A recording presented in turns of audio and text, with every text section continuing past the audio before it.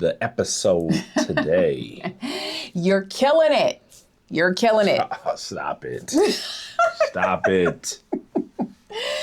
Or we're killing it, or they're killing it. Yes. Yes. Yes. So I think people don't give themselves enough credit. Yes. So we want to build you up and give you 5 signs that you are actually killing it already. Here, killing the game. Money. Okay? Yes.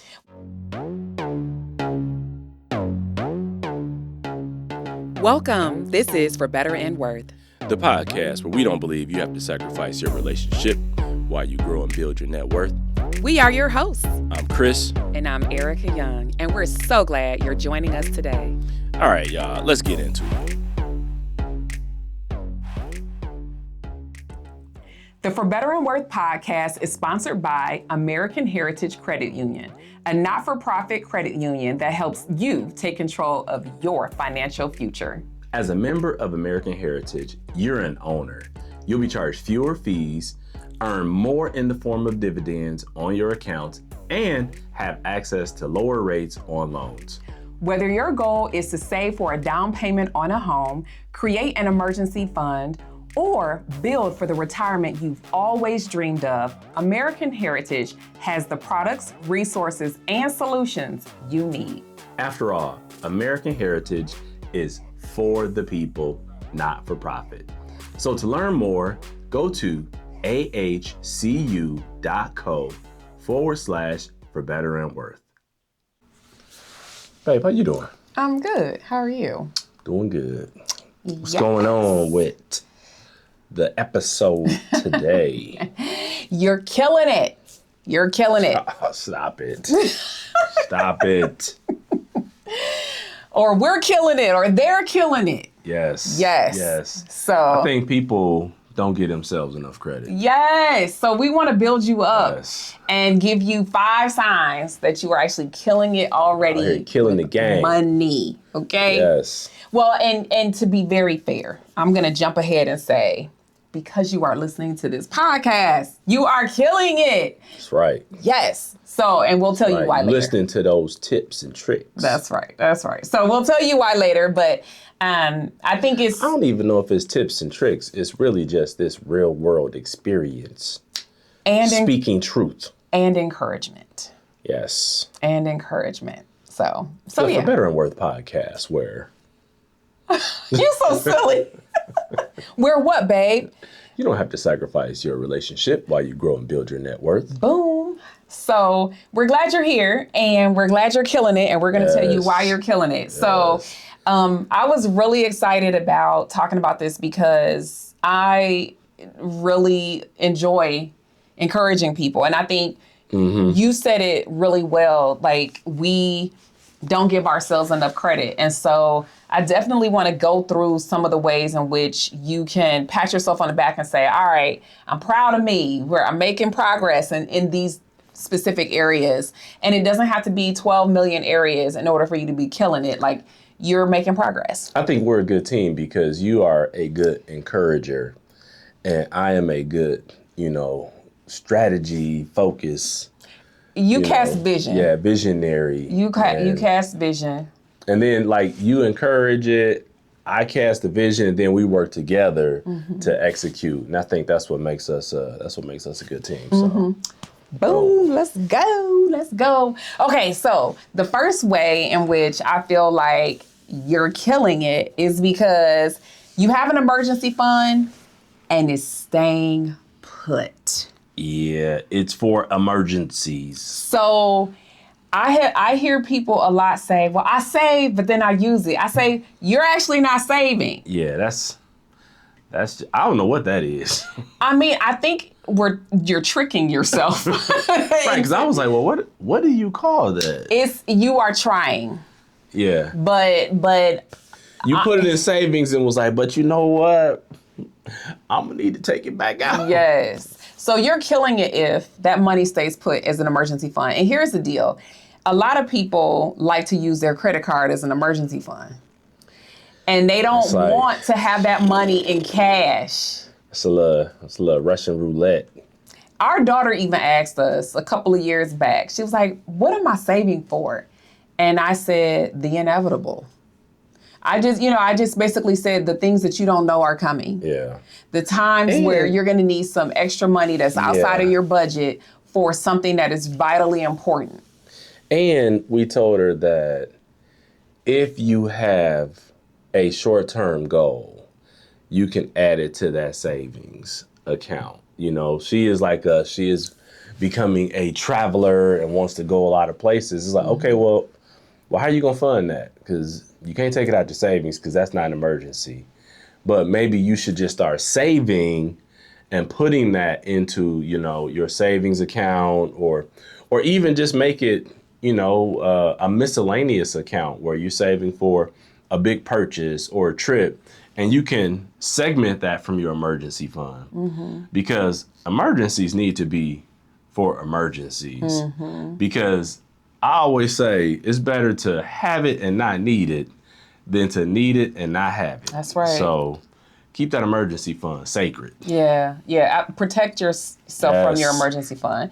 And protect yourself from yourself. That's exactly right. And so I like to have a little something close by in the event of a need that happens more frequently than a bigger emergency fund might, and then dollars that are a bit further away. So we actually have our bigger emergency fund not at our local financial institution. We have it elsewhere because we want to make sure, partially so that we can protect ourselves from ourselves, but also you got to go through a process to get that money, and it takes a little bit longer. It's not instant. So that is important. So I really think that the killing it part is not touching the money and getting used to having dollars that are set aside, because most people don't.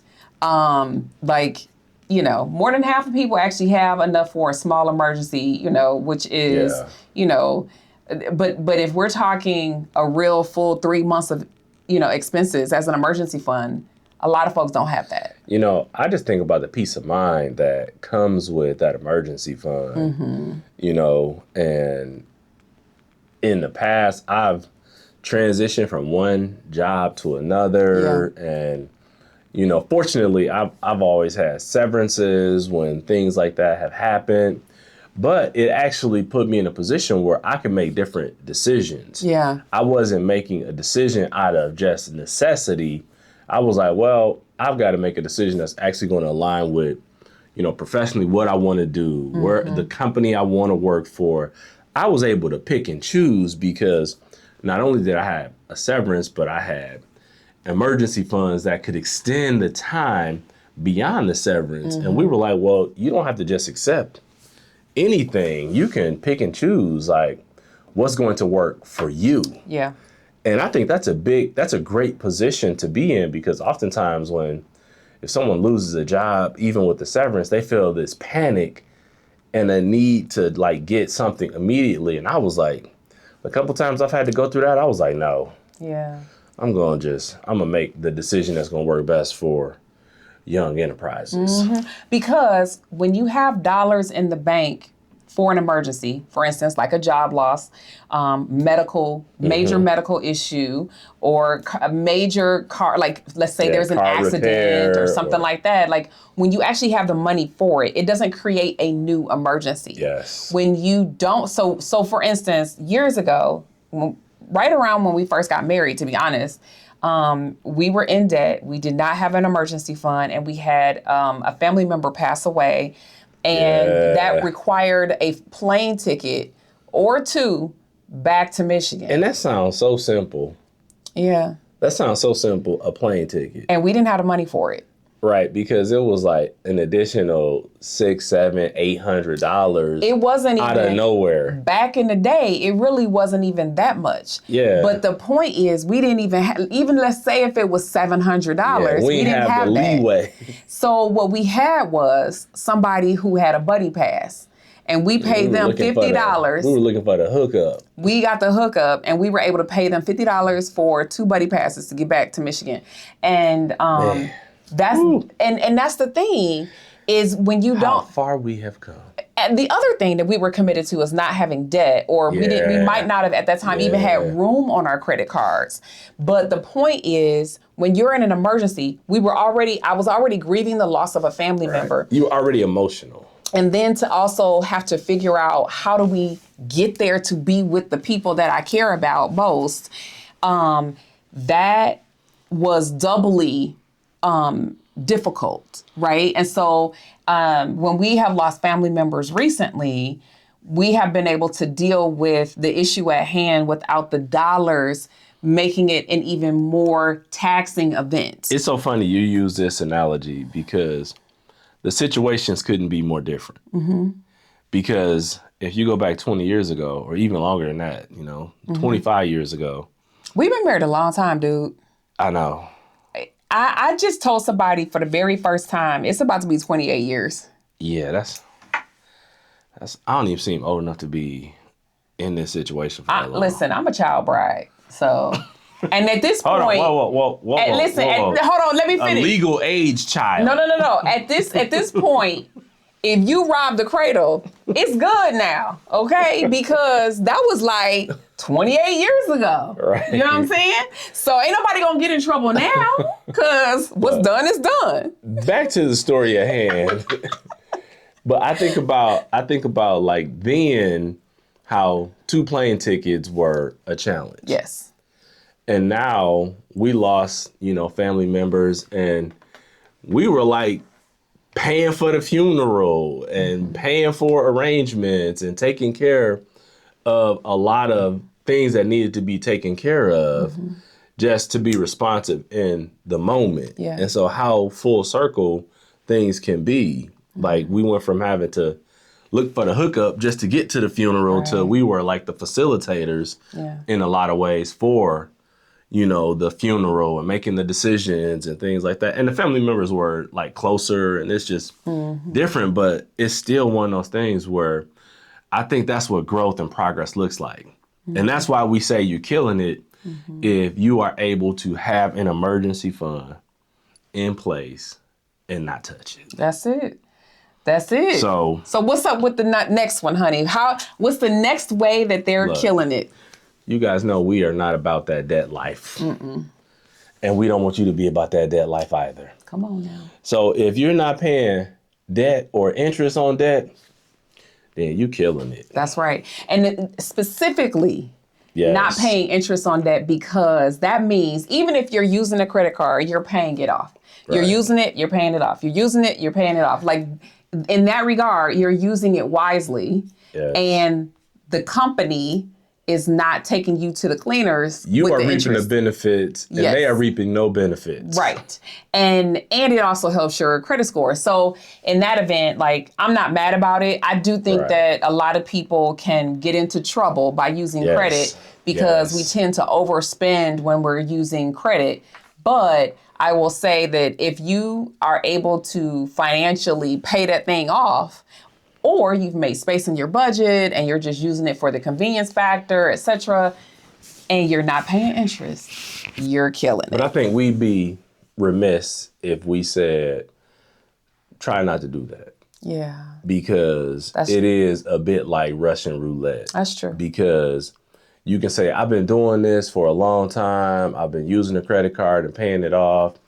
But all you need is one real big emergency to hit that keeps you from paying that credit card off, and then it turns into a long-term debt. Mm-hmm. And so I say still be careful with it. And, for, the vast majority of our marriage, like once we started getting out of debt, we stopped using credit cards. And the vast majority of our marriage, we haven't used credit cards. And I'll be transparent. I have one credit card that I use for like big purchases, or if we're traveling and I'm buying, trips, so it's usually for big purchases. And then we already have that money earmarked for that purchase. So it's really just for a convenience. Mm-hmm. And then we will pay it off almost immediately. Yeah. And so you have to be responsible with that, because if you don't, what we say you're killing it with could be something that is killing you. Woo, come on now. So let's be honest. You have a credit card because you do not trust them people online. Well, I still do have a little online distrust. You do. I'd rather put other people's money at risk than my own with my debit card. Yes. And that's just me. So I tell you, progress over perfection. I'm not perfect. Well, there's nothing wrong with that. I just think, the truth is that security wise, you do not want to put your cash at risk. That's what it is. I'll put the credit card company's money at risk and keep my money safely nestled over in my account. Yeah. And then just transfer my payment from my card to the credit card company. Right. But I'm a casual credit card user. And so the companies don't like people like me. Right. They don't. Because they don't make interest. I don't pay annual fees. I am just a convenience user, like 100%. It only benefits this guy right here. Yeah. Because they don't get any benefit. I don't pay interest. And I got a card, why don't he pay an annual fee? Yeah, absolutely. And I get, other benefits from the card that I get. So you're killing it. Come on. Look. Let's go. So the next way that you're killing it is if you are consistently saving for retirement. And this one could very well be easy in terms of behaviors, right? So it requires a lot of diligence to pay off a credit card every single month and be on top of that.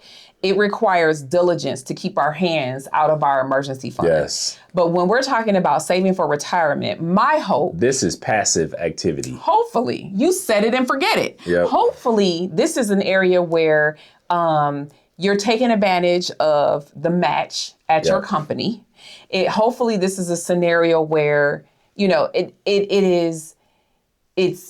already looked at it and maybe it's so easy that because you've gotten an age, based fund, right? That is based on your potential retirement date. Projected retirement date. And so maybe it's that easy. But if it's auto debited out of your paycheck before you even see that money, that is easy. A lot of folks, for them, that could also be after tax going straight to a Roth IRA.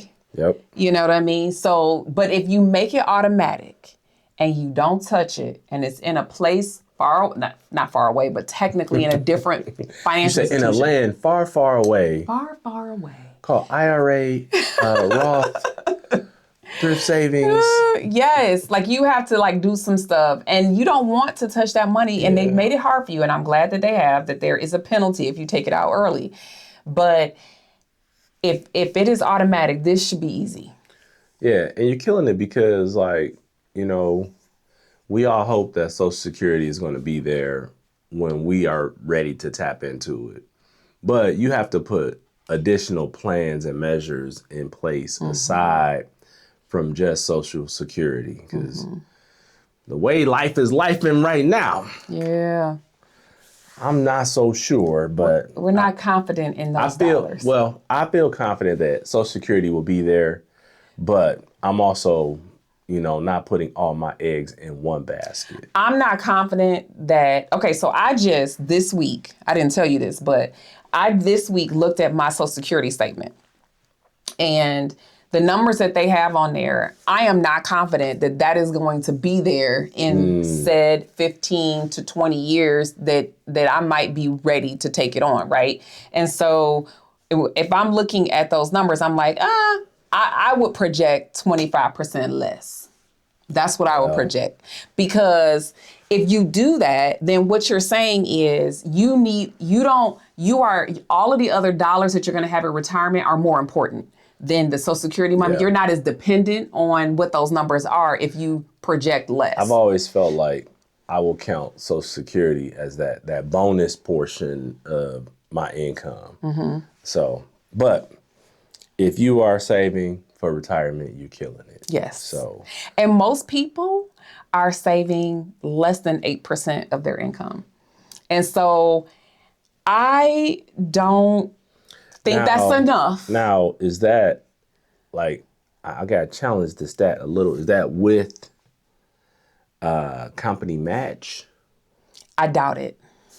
Okay. So it'll be better once you factor in company match if they have a match, because the goal is to be 10 to 15% in retirement savings. So if your company is matching and you can get with what you're putting in and the match up to the 15%, that's a good spot to be in. So you know what I think is good? And I'm just going to say this while we're on air. Uh-oh. No, this is just an idea for a future episode. It is to break down what it looks like to calculate, are you on track? Because killing it is being consistent with your retirement dollars that you're setting aside. But knowing if you're on track is something different. That's true. So I just wanted to just say, like, Maybe we should break all those numbers down. Exactly. And have, exactly. real examples that we walk through. Yes, but you're killing it if you're being consistent, and we're glad that is happening. Okay, so what is the next place that people could be killing it? If you are committed to learning about money from your mistakes, learning from your mistakes is a good space and place to be in. Because I feel like experience is the best teacher. Yeah. And I know I've learned things from a money perspective that all it took was once. And once I learned it, I was like, one, it won't happen again. And two, let me learn something to help prevent it from happening again. And I will just share how, we were landlords for a long time. And we'll probably still have other properties and things other real estate that we own. We're looking at, other things. But I learned a lot during my landlord years. And it told me that I was not ready to get back in the landlord game for a while. Yes. And so I learned from those valuable years of landlording that, I won't stay out of jail. Because you'd be ready to kill some people. Oh my goodness. That was a rough one. That was a rough lesson to learn. That was actually, and that was an extreme. It was. And, do you have regrets about that? Do you have regrets about being a landlord just generally? I don't feel like I have regrets because I learned a lot. And we just said that if you're willing to learn from your mistakes and learn about money and finances, that you're killing it. So I can't say I regret it because I learned a ton during that period. And we learned a ton. Yeah. I was one of the main people doing a lot of the landlording. Yeah. And I felt like I learned a tremendous amount. And it just changed my perspective about some things financially. And I feel like that's one of the things that was beneficial to me, was to know, like, people always say, you want to get into real estate, but you have to respect if you're ready and prepared. And I learned so much, and we were trying to get our daughter to buy, a place. And she said something to me that I had to respect so strongly. She said, I don't think that I'm ready or prepared to take on that responsibility. And I was like, you know what? Say less. When you're ready, we will talk to you and help you. Absolutely. But it's my experience that allowed me to say, you know what? I can't force something on her that she's not ready for. And I just had to go back and relive some of my own landlord experience. And I would have, knowing what I know now, I would have done it differently. Yeah.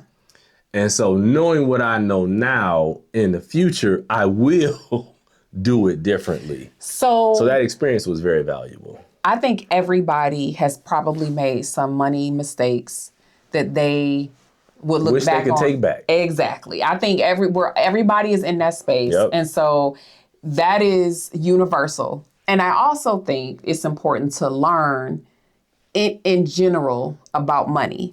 We constantly learn. There are a few things right now that honestly, there's a few books that I need to read around money matters, around retirement, around real estate, not just books, but just things to increase your knowledge base. Which is this podcast. So I hinted at it at the beginning. You are killing it because you're actually here and you're learning just how to communicate with your partner and how to make sure that you're making some good money decisions. And so that is like being committed to that journey. And the other part of this is not repeating the mistakes. Because if we were to go back down the road of being landlords, there are some things that we probably would do different. We probably wouldn't have been landlords at the time we were landlords. We weren't ready. That is true. Yes. We were not ready. Yes. And the other part of it, though, is to learn from your mistakes and not to repeat them. And so I just think that as we're growing and learning and applying new principles around money, I think that is a way to say, hey, you're killing it because you are not committed. You want to be a different person financially. Yeah. And when you learn something and put it into place, that you're on the journey to do that. I'll say this, like the fact that people are listening and tuning in, I think that's great. And we are characters in our own right. But I go back and I think about how we didn't have people there were a lot of financial talking heads out there. And there were people out there that we learned some from, along the way. But I don't think there were people who were being very transparent and sharing their real experience and giving their real, life lessons that they took. And that's what I'm hopeful that, people are getting from this, because we're drawing from the bank of, our experience that we've lived and learned and, gone through to share it with you all that are tuning in, because you can learn from some of our mistakes. You can learn from some of the great experiences that we've had that have gone well. And I just don't think we had people who were giving that to us at that point in our lives. So that's why I think, podcasting and this platform is good now, just because, look, we're going to give it to you raw, unadulterated. And I mean, let's be honest. Like sometimes. Is that a word? Unadulterated. Yes, maybe. Yes, that's the word. I had to add the rest of the word. I was like, unadulterated. That didn't sound right. That didn't sound right. So. But I also think, like, when we are learning from our mistakes, I mean, we have something to share. And I just think that we've had a few. I think if we were just being honest, like, we've had a few mistakes, and not that we even do it perfectly today. And so I just think that just being open enough to know, like, we're just all works in progress is really important. So, I'm gonna get another sign made that says progress over perfection. I'm gonna put it right up under there, right up under the for better and worth, progress over perfection, because I think that's one of the issues with a lot of financial people out there now, is there's only one way to do it, and you have to do it their way or the way that they're telling you to do it. When there's a million ways you can do it, you just have to be committed to it. Right. And people get stuck when they feel like they can't do it, quote unquote, right. So in the vein of progress over perfection, where you ought to be making progress and then you're killing it is if your net worth is increasing. Yes. So your assets, what you have, minus what you owe and what you have. Your liabilities equals your net worth. Yes. And if it is growing over time, meaning year over year, not necessarily month over month, you don't have to look at it that granularly, but every year, if your net worth is increasing, you're killing it. And because I'm going back to my MBA accounting days, what? You were talking, I was like, assets minus liabilities equals equities. And I was just going, it's funny how things just pop into your head. I was like, I was sitting back in my MBA classes. And did you really go back that far? I did. Hold on. It wasn't back that far. I didn't mean it in terms of time. I meant it in terms of like your reality. Back to that experience. That was pivotal experience. It was like 15 years ago though, babe. I will throw these papers up. I started thinking about it. I was like, you just be trying me.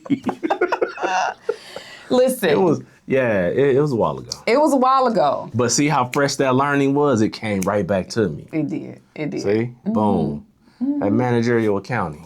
My recall is not that fast. I ain't gonna even lie. Look. But anyway, if you see that your net worth is increasing, you're killing it. Because if it's decreasing, if your net worth is decreasing, you're going further into debt. That's not where you want That's to be. not what you want to be. So if it's increasing, and here's the thing, you need to pat yourself on the back, because what that means is, it means your house is appreciating, or it means that you're paying off debt, or it means that your emergency fund is going up. Yep, and your retirement funds are going up. It means, and this is the other thing that I think is really important. Your home value is going up. If we're looking at those things, these are different ways to confirm that the work you're putting in on a routine basis is working. And I think sometimes we beat ourselves up for what we're not doing well, and we have to find ways to pat ourselves on the back and say, you know what, I'm killing it. And this doesn't mean perfection. It just means that these are some of the things that are showing you that you are making progress. And that is the point, right?